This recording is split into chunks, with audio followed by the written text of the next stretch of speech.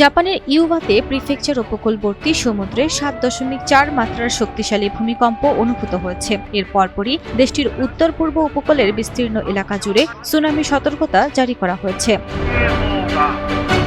Japan আবহাওয়া সংস্থা জানায়, ভূমিকম্পটি স্থানীয় সময় বিকেল ৪:৫৩ উত্তর জাপানের সানারিকো উপকূলের বাইরে আঘাত হানে। এর উৎপত্তি স্থল ছিল সমুদ্রপৃষ্ঠ থেকে প্রায় ১০ কিলোমিটার গভীরে। জাপানের ভূমিকম্পন তীব্রতা স্কেলে এই ভূমিকম্পের মাত্রা ছিল আপার 5।